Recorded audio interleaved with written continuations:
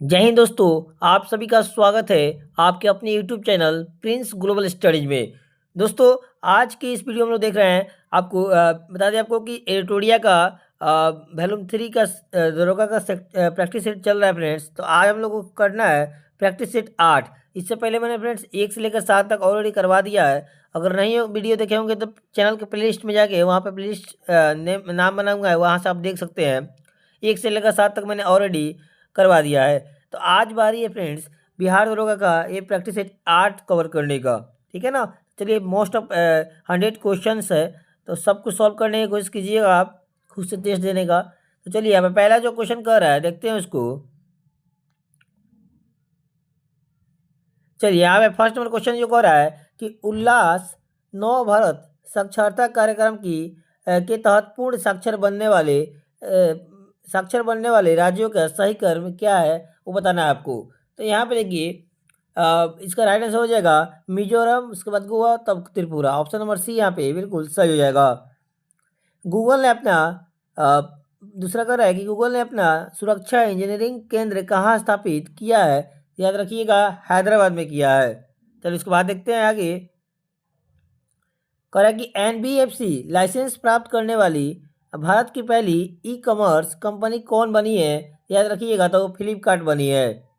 भारत में पीडीएस को डिजिटल बनाने के लिए कौन सा ऐप लॉन्च किया गया है। याद रखिएगा, इसमें आपको डिपो दर्पण, अन्न सहायता और अनियमित, यानी ऑप्शन नंबर यहाँ पर डी बिल्कुल सही हो जाएगा। तीनों ऑप्शन सही हो जाएगा। बिहार में जीएसडीपी में सबसे अधिक योगदान किसका रहा है। याद रखिएगा, सेवाएं का रहा है। चलिए, इसके बाद देखते हैं। निम्न में रक्षा मंत्रालय द्वारा कौन सी पत्रिका का संपादन किया गया है। तो याद रखिएगा, ये किया गया आपको संवाद का। ठीक है, याद रखिएगा, रक्षा मंत्री कौन है तो राजनाथ सिंह है, ये भी याद रखिएगा। चलिए, इसके बाद देखते हैं। खेलो इंडिया वाटर स्पोर्ट्स फेस्टिवल 2025 कहाँ आयोजित किया गया है। तो याद रखिएगा, ये आपको श्रीनगर में किया गया है। गोवा के लिए प्रतिबंधित खेल को पुनः बैग करने की मांग हो रही है, कहाँ पे। याद रखिएगा, आपको धीरियो बुल फाइटिंग हो जाएगा। ऑप्शन बी बिल्कुल सही हो जाएगा। चलिए, इसके बाद देखते हैं। उसके बाद अगर आपसे यहाँ पे हाल ही में किस स्थान पर भारतीय वायुसेना ने नेओमा एयरबेस का उद्घाटन किया है। तो ताकि लद्दाख इसका राइट आंसर हो जाएगा। नारी अदालत पहल किस राज्य द्वारा शुरू किया गया है। तो ये शुरू किया गया है आपको सिक्किम के द्वारा शुरू किया गया है। चलिए, उसके बाद देखते हैं। चलिए, इसके बाद कह रहे हैं यहाँ पे कि भारत का पहला सतत विमानन ईंधन संयंत्र कहाँ स्थापित किया जा रहा है। तो याद रखिएगा, ये किया जा रहा है पानीपत में। ठीक है, इसके बाद कह रहा है कि आकाश तीर क्या है। तो आकाश तीर क्या है। याद रखिएगा, एक एआई आधारित ऑटोमेटिक एयर डिफेंस है, यानी यहाँ पर डी बिल्कुल सही हो जाएगा। चलिए, इसके बाद देखिए, इसके बाद है कि वेब शिखर सम्मेलन 2025 के बारे में क्या सही है। तो याद रखिएगा, आपको ऊपर इसका राइट आंसर उपरोक्त में से सभी हो जाएगा, यानी ऊपर का तीनों सही हो जाएगा। ठीक है, तो यहाँ पर डी बिल्कुल सही हो जाएगा। चलिए, इसके बाद देखते हैं। यहाँ पे कह रहा है कि बिहार विधानसभा चुनाव 2025 में चुनाव आयोग द्वारा किस मोबाइल ऐप का प्रयोग किया गया। तो याद रखिएगा, आपको ECINET जैसे ऐप का प्रयोग किया गया। लद्दाख की आधिकारिक भाषा का दर्जा किसे प्राप्त नहीं है। लद्दाख की आधिकारिक भाषा की दर्जा किसे प्राप्त नहीं है। तो आपको डोगरी को प्राप्त नहीं है। चलिए, इसके बाद देखते हैं। विश्व बैंक द्वारा जारी रिपोर्ट के अनुसार 2022-23 में भारत में अत्यधिक गरीबी दर कितना प्रतिशत रहा है। तो 5.3% रहा है। भारत के राष्ट्रपति द्रौपदी मुर्मू को एडीसी नियुक्त होने वाली पहली महिला अधिकारी कौन बनी है। भारत की राष्ट्रपति द्रौपदी मुर्मू की एडीसी नियुक्त होने वाली पहली महिला अधिकारी कौन बनी है। तो ये बनी यशस्वी सोलंकी बनी, याद रखिएगा। चलिए, इसके बाद देखते हैं। संयुक्त राष्ट्र महासभा ने वर्ष 2026 को कौन सा वर्ष से घोषित किया है? तो बता दें आपको, अंतर्राष्ट्रीय महिला किसान वर्ष घोषित किया है। AI एक्शन समिट 2025 की मेजबानी कौन सा कर रहा है? तो याद रखिएगा, ये पेरिस कर रहा है। चलो इसके बाद देखते हैं। और उसके बाद कर रहे हैं यहाँ पे राजकीय स्वास्थ्य सूचकांक 2025 में कौन सा राज्य शीर्ष स्थान पे है? तो उड़ीसा जो है वो शीर्ष पे है। सेब का बाजार नियम निम्न में किससे संबंधित है? तो याद रखिएगा, सेब का जो बाजार हो जाएगा ना, वो पूर्ति अपनी मांग उत्पन्न करती है। बी नंबर बिल्कुल सही हो जाएगा। चलिए इसके बाद देखते हैं। मांग वक्र के साथ संचलन को कहा जाता है, क्या कहते हैं? तो मांग का बढ़ना और घटना। यहाँ भी बिल्कुल सही हो जाएगा। उसके बाद कह रहे हैं आपसे, विपणन क्षेत्र में USP क्या होता है? तो बताते हैं आपको, उत्पादन के विश्व व्यापारी मानक होता है। ऑप्शन यहाँ पे बिल्कुल भी सही हो जाएगा। किसी कर यानी टैक्स का लक्षण समस्तर इक्वेट होता है यदि उसकी देयता, तो बता दें, कर्ताओं की आय की समानुपातिक हो। ठीक है ना, याद रखिएगा। इसके बाद देखिए, पट्टे पर देने वाली अपने निम्न में क्या चीजें उपलब्ध कराती है? तो किराए पर मशीन तथा पूंजीपत उप सकर कराती है। यानी ऑप्शन नंबर यहाँ पे ये बिल्कुल सही हो जाएगा। उसके बाद एक कि हाइड्रोकार्बन ईंधन जलाते समय यदि हम अत्यधिक काले धुएं के साथ पीली लपेट देखें तो इसका अर्थ है कि ईंधन असंतृप्त हाइड्रोकार्बनों से बना है। ठीक है ना, बी यहाँ पे बिल्कुल सही हो जाएगा। तो इसके बाद देखते हैं, किसी रक्षा नली निम्न में कौन सा द्रव्य मौजूद होता है जिसका उपयोग HCl जैसे गैस बनाने में प्रयोग किया जाता है? तो 27 नंबर का कैल्शियम क्लोराइड राइट आंसर हो जाएगा। चलिए इसके बाद देखते हैं। यहाँ पे कह रहा है कि कुछ धातुएं ऑक्साइड अम्ल और क्षार के साथ अभिक्रिया कर नमक और पानी बनाते हैं। इन्हें उभयधर्मी ऑक्साइड कहते हैं। उभयधर्मी ऑक्साइड के उदाहरण है, आपको उदाहरण खोजना है। इसके उदाहरण आएंगे Al2O3 और ZNO। याद रखिएगा, ऑप्शन भी बिल्कुल सही हो जाएगा। चलिए नेक्स्ट चलते हैं। यहाँ पे कह रहा है, हवाई जहाज से यात्रा करते समय पेन से स्याही निकलने लगती है क्योंकि आपको वायुदाब में यहाँ पे कमी हो जाता है। यानी राइट आंसर ऑप्शन यहाँ पे ये बिल्कुल सही हो जाएगा। चलिए उसके बाद देखते हैं। प्रकाश का रंग निर्धारित होता है उसके तरंग दैर्ध्य से हो जाएगा। चलिए उसके बाद देखते हैं। आग बुझाने वाले कर्मचारियों के परिधानों पर किसकी परत चढ़ा दी जाए तो उसकी अग्निरोधक बनाता है? तो यहाँ पे मेलाइन हो जाएगा। ठीक है ना, मेलामाइन राइट आंसर हो जाएगा। इसको द्वारा निम्न जीवों के निम्न समूह में किसमें खाद्य पदार्थ शरीर के बाहर विघटित और अवशोषित होता है? तो बताना चाहूँगा, खमीर, छत्रक, बेड फरुदी या मोल्ड। ठीक है ना, ऑप्शन नंबर यहाँ पे बिल्कुल सही हो जाएगा। खमीर, छत्रक, बेड फंफूदी, उसको मोल्ड भी बोलते हैं। ठीक है ना।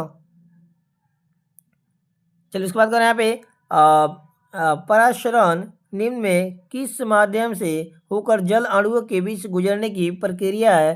तो कहते अर्ध परागम्य झिल्ली से होकर उच्च सांद्रता से निम्न सांद्रता की ओर। ठीक है ना, ऑप्शन नंबर डी यहाँ पे सही हो जाएगा। अति लघु रेडियो तरंगे के आविष्कार में निम्न कौन से वैज्ञानिक का योगदान सबसे महत्वपूर्ण रहा है? तो याद रखिएगा, जगदीश चंद्र बोस का सबसे ज़्यादा आपको योगदान रहा है। उसके बाद एक और यहाँ पे, न्यूलैंड्स के अष्टक नियम के बारे में सही कथन का पहचान कीजिए। 35 नंबर का जो राइट हो जाएगा वो हो जाएगा, उन्होंने सबसे कम परमाणु द्रव्यमान यानी हाइड्रोजन वाले तत्व से आरंभ किया और थोरियम पर समाप्त किया जो 56वां तत्व था। ठीक है ना, यहाँ पे डी नंबर यहाँ राइट आंसर हो जाएगा। ठीक है ना। उसके बाद एक और है कि निम्न में कौन एक नम्य धातु है जो वायु में प्रज्वलित होती है और साथ जल के साथ तीव्र रूप से अभिक्रिया करती है और आवर्त सारणी में इसकी परमाणु संख्या 37 है। तो बताना चाहूँगा फ्रेंड्स, इसका राइट आंसर हो जाएगा आपको रूबिडियम।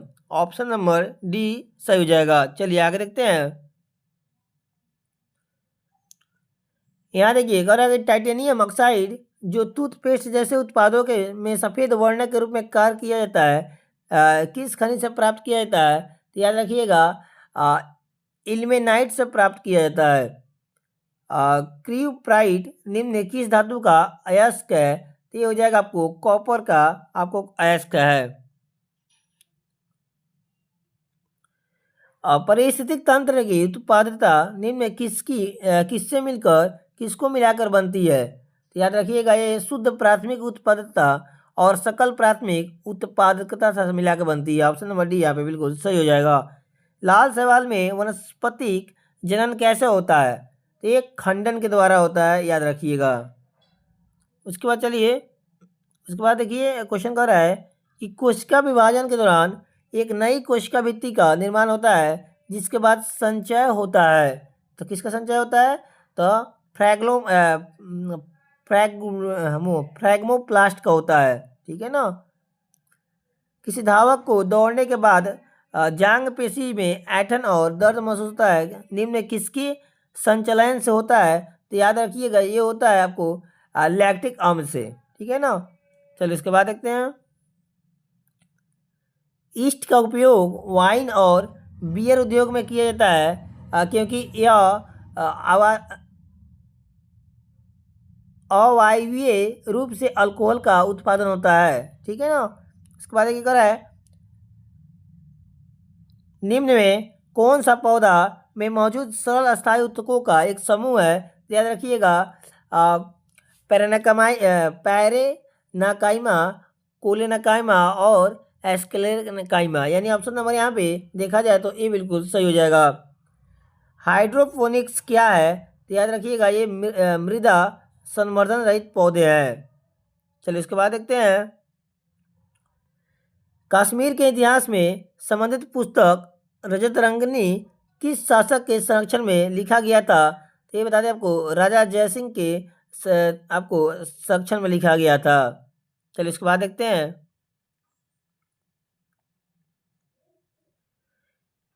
चलिए इसके बाद कह रहा है कि छठी शताब्दी ईसा पूर्व में महाजनपद युग में मथुरा किस महाजनपद की राजधानी थी? तो याद रखिएगा, आपको सूरसेन की राजधानी थी। सिकंदर के आक्रमण के समय मगध पर किसका शासन था? तो बताना चाहूँगा फ्रेंड्स, घनानंद का शासन था। चलिए इसके बाद देखते हैं। बीजापुर यानी कर्नाटक में स्थित गोल गुंबद क्या है? तो बताना चाहूँगा, मोहम्मद आदिल शाह का मकबरा है। ठीक है ना। दिल्ली में स्थित किला ए कुहना, दिल्ली में स्थित किला ए कुहना मस्जिद का निर्माण किसने करवाया था? तो आपको शेरशाह सूरी के द्वारा करवाया गया था। चलिए इसके बाद देखते हैं। भारत में पुर्तगाली सबसे पहले 1498 में आए तथा किस वर्ष सबसे अंत में वापस गए थे? तो आपको 1961 इसका राइट आंसर हो जाएगा। विधवा पुनर्विवाह अधिनियम पारित किए जाने के समय भारत के जो गवर्नर जनरल वायसराय कौन थे? याद रखिएगा, ये हो जाएगा लॉर्ड कैनिंग। चलिए इसके बाद देखते हैं। निम्न में कौन सा प्रथम यूरोपियन व्यक्ति था जिसने भू क्षेत्र अर्जित करने के उद्देश्य से भारतीय राजाओं के झगड़े में भाग लेने की नीति की आरंभ की थी? बताना चाहूँगा फ्रेंड्स, इसका नाम डुप्ले हो जाएगा। ठीक है ना। क्या हो जाएगा? डुप्ले। चलिए आगे देखते हैं। यहाँ पे आपसे कह रहा है निम्न कथनों पर विचार करना है। पहला कथन कह रहा है कि लॉर्ड कॉर्नवालिस ने बंगाल में जमींदारी व्यवस्था को लागू किया था। ठीक है। और बताना चाहूँगा, उसके बाद कह रहा है कि सेकेंड नंबर, लॉर्ड मेयो के समय भारत में पहली बार जनगणना करवाई गई थी। तो बताना चाहूँगा यहाँ पे 54 नंबर का जो हो जाएगा ना, वहाँ पे दोनों ऑप्शन बिल्कुल सही। यहाँ पूछ रहा है आपसे कौन कथन सही है, तो यहाँ पे कथन 1 और कथन 2 दोनों सही हो जाएगा। Right answer option number C बिल्कुल सही हो जाएगा। चलिए इसके बाद देखते हैं। निम्न में किस संस्थान पर 1857 ईस्वी में विद्रोह के समय अंग्रेज ने आपातकालीन मुख्यालय बनाया था? तो बताना चाहूँगा वो इलाहाबाद में। भारत का विभाजन 1947 के समय भारतीय राष्ट्रीय कांग्रेस के अध्यक्ष कौन थे? याद रखिएगा जेपी के पलानी थे। ऑप्शन नंबर ए बिल्कुल सही हो जाएगा। चलिए इसके बाद देखते हैं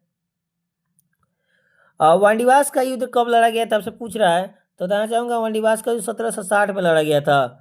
भारत में राष्ट्रीय मतदाता दिवस किस तिथि को मनाया जाता है? तो याद रखिएगा 25 जनवरी को मनाया जाता है। राष्ट्रपति के अध्यादेश पारित करने की शक्ति वर्णित है? तो आपको अनुच्छेद 123 में वर्णित है। चलिए इसके बाद देखते हैं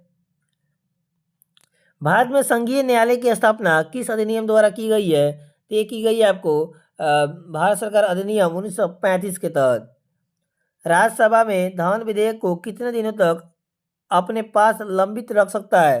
राज्यसभा धन विधेयक को राज्यसभा धन विधेयक को कितने दिनों तक अपने पास लंबित कर सकता है? तो याद रखिएगा 14 दिन तक लंबित कर सकता है। चलिए नेक्स्ट देखते हैं भारतीय संविधान की उद्देशिका में न्याय के कितने स्वरूपों की चर्चा है? याद रखिएगा तीन आपको स्वरूपों की चर्चा है। अनुच्छेद 3 के अंतर्गत सांसद को कौन सा अधिकार प्राप्त नहीं है? तो याद रखिएगा आपको यहाँ पे इनमें से कोई अधिकार प्राप्त नहीं है। संसद को अधिकार प्राप्त नहीं है, ठीक है ना। अनुच्छेद 3 के अंतर्गत संसद को कौन सा अधिकार प्राप्त नहीं है, ठीक है ना। चलिए तो याद रखिएगा वो ऊपर का तीनों ऑप्शन हो जाएगा इस क्वेश्चन का आंसर, ठीक है ना। उसके बाद चलिए निर्वाचन संबंधी प्रावधान संविधान के किस भाग में है?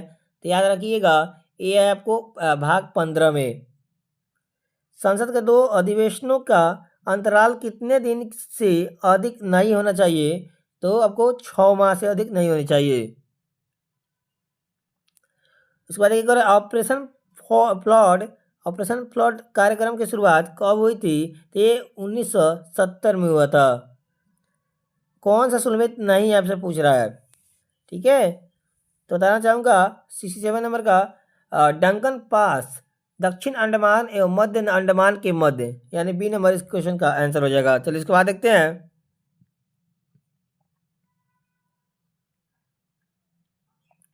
यहाँ पे एक और आएगी कि निम्न में कौन सुलमित नहीं है, ठीक है। बताना चाहूँगा यहाँ पे 68 नंबर का हो जाएगा ना, वो डी नंबर सुलमित नहीं है। जो दंडकारण्य का पठार है फ्रेंड्स, ये आपको महाराष्ट्र एवं कर्नाटक में नहीं है, ठीक है ना। यहाँ आपको सुलमित नहीं है, ये डी नंबर याद रखिएगा, डी नंबर सुलमित नहीं है। क्या हो जाएगा दंडकाराय पूर्वी मध्य भारत और भौतिक क्षेत्र है, ठीक है। करीब 92,300 वर्ग किलोमीटर क्षेत्रफल में फैला इलाके पश्चिम में अबूझमाड़ पहाड़ी तथा पूर्व में इसकी सीमा पर पूर्वी घाट शामिल है। और दंडकाराय में छत्तीसगढ़, उड़ीसा एवं आंध्र प्रदेश राज्यों के हिस्से शामिल होते हैं, ठीक है, ना कि महाराष्ट्र और कर्नाटक के, यानी डी नंबर बिल्कुल गलत है। चलिए इसके बाद देखते हैं आपको मैच कराना है। यहाँ पे खनन क्षेत्र दिया हुआ है और खनिज दिया हुआ है, तो चलिए मैच करते हैं। खैनी हो जाएगा ना, खैत्री हो जाएगा आपको फ्रेंड्स, तांबा के लिए जाना जाता है। और जादू घोड़ा होता है ना, वो आपको यूरेनियम के लिए जाना जाता है। और तलचर जो होता है फ्रेंड्स, ये कोयला के लिए प्रसिद्ध है। और केंद्रमुखी जो होता है ना, केंद्रमुख, ये लौह अयस्क के लिए, खनिज के लिए प्रसिद्ध है। यानी राइट ऑप्शन मिला लीजिए, ए का 4 हो जाएगा, तो मतलब यहाँ मान लीजिए यहाँ भी बिल्कुल सही हो जाएगा। तो इसके बाद करें कि किसी स्थान की भू आकृति या उच्चवाच निम्न में किस घटना से प्रभावित करता है? तो याद रखिएगा आपको यहाँ पर कह रहा है कि दिए गए सही उत्तर का चयन कीजिए। तो बता दें फ्रेंड्स आपको तापमान, पवन की ऊर्जा, दिशा, पवन की गति, वर्षा की मात्रा, यानी चारों बिल्कुल आपको सही हो जाएगा। ऑप्शन डी बिल्कुल सही हो जाएगा। उसके बाद देखिए यहाँ पे मैच द फॉलोइंग आ गया। यहाँ मैच करना है आपको, नदियाँ दिया हुआ है और उसके सहायक नदियों से मैच करना है। तो कृष्णा नदी का सहायक नदी हो जाएगा ना, वो हो जाएगा मूसी नदी, ठीक है। अब ब्रह्मपुत्र नदी का हो जाएगा ना, वो हो जाएगा लोहित नदी। और मेघना का हो जाएगा बराक सहायक नदी, और यमुना का बेतवा सहायक नदी हो जाएगा। यानी यहाँ पे 71 का ये बिल्कुल सही हो जाएगा। उसके बाद ये कह रहा है कि माउंट ब्लैक किस पर्वत श्रेणी की सर्वोच्च चोटी है? याद रखिएगा अल्पस पर्वत की हो जाएगा। कैस्पियन सागर में गिरने वाली यूरोप की सबसे लंबी नदी कौन है? तो ये हो जाएगा वोल्गा नदी, याद रखिएगा। चलिए इसके बाद देखते हैं, फ्रैंकफर्ट शेयर मूल्य सूचकांक किस देश के स्टॉक एक्सचेंज से संबंधित है? तो याद रखिएगा जर्मनी से संबंधित है। थल सेना के दक्षिणी कमान का मुख्यालय कहाँ है? याद रखिएगा ये पुणे में पड़ता है, ठीक है ना। उसके बाद एक कह रहा है कि विश्व के चारों ओर समुद्री यात्रा करने वाले पहले व्यक्ति कौन है? तो याद रखिएगा वो मैगलन हो जाएंगे। चलिए इसके बाद देखते हैं, कह रहा है यहाँ पे कि किस नदी को चीन का शोक कहा जाता है? तो याद रखिएगा हांगो नदी को चीन का शोक कहा जाता है। किस वर्ष राजीव गांधी खेल रत्न पुरस्कार का नाम बदलकर मेजर ध्यानचंद रत्न अवार्ड कर दिया गया है? तो ये आपको 2021 में किया गया। अल अक्सा मस्जिद कहाँ पे स्थित है? तो याद रखिएगा ये जो है ना इजराइल में मस्जिद है, इजराइल में आपको मौजूद है। उसके बाद कह रहा है यहाँ पे निम्न इग्मों में कौन सा इग्म सही नहीं है? ठीक है ना, मतलब गलत बताना है आपको।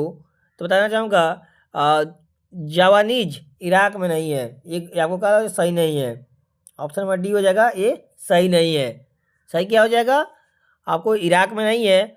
जावानीज जो है फ्रेंड्स वो आपको भाषा इंडोनेशिया के जावा द्वीप में बोली जाती है, मतलब कि आपको इराक में नहीं बोली जाती है। उसके बाद देखिए कह रहा है द शेवेश माउंटेन किसका उपनाम है?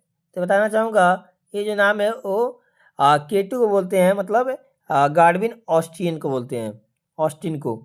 भारत के किस भाषा को इटालियन ऑफ द ईस्ट की संज्ञा दी गई है? तो याद रखिएगा आपको तेलुगु भाषा को, राइट आंसर आपका सी हो जाएगा, तेलुगु भाषा को भारत की इटालियन ऑफ द ईस्ट की संज्ञा दी गई है। उसके बाद देखिए यहाँ पे कह रहा है कि वर्ष 2011 में जनगणना के अनुसार सर्वाधिक दशकीय वृद्धि वाले केंद्र शासित प्रदेश कौन सा है? तो आपको दादर और नागर हवेली हो जाएगा। महाभारत का फारसी में अनुवाद किस शीर्षक ने किया, किस नाम या शीर्षक से किया गया है? तो ये किया गया है रजनामा। तीरंदाजी का खेल परिसर किस नाम से जाना जाता है? तो आपको रेंज के नाम से जाना जाता है, रेंज। चलिए इसके बाद है, अब देखिए यहाँ पे 86 नंबर मैथ है, आप सॉल्व कर लीजिएगा। इसका मैं ग्रुप में PDF डाल दूंगा सॉल्यूशन के सहित, वहाँ से आप देख सकते हैं। यहाँ पे राइट आंसर हो जाएगा 96 नंबर का, हो जाएगा 4000। कितना हो जाएगा? याद रखिए 4000 हो जाएगा। उसके बाद देखिए कह रहा है कि 87 नंबर का मैथ है, इसका राइट आंसर हो जाएगा 25%। चलिए इसके बाद देखते हैं, इसके बाद इसका राइट आंसर हो जाएगा 88 का आपको हो जाएगा 6.25%, ठीक है ना। चलिए इसके बाद देखते हैं 89 नंबर मैथ है और इसका आंसर हो जाएगा आपको 10,000। उसके बाद देखिए यहाँ पे 90 का हो जाएगा 4 डे हो जाएगा। उसके बाद देखिए 91 का जो हो जाएगा ना वो 300 किलोमीटर हो जाएगा, और 92 का जो हो जाएगा वो 52 हो जाएगा, ठीक है ना। इसके बाद देखिए यहाँ पे मैथ देख लीजिएगा, 93 का 20 हो जाएगा, और 94 का जो हो जाएगा वो 10 हो जाएगा, ठीक है ना। चलिए इसके बाद देखिए यहाँ पे रीजनिंग है, 95 नंबर का हो जाएगा 185, और 96 का हो जाएगा 15, ठीक है ना फ्रेंड्स। सबका PDF मिल जाएगा, आप वहाँ से सॉल्यूशन का देख लीजिएगा, बना लीजिएगा। चलिए उसके बाद देखिए यहाँ पे कह रहा है निम्न में शुद्ध रूप कौन सा है?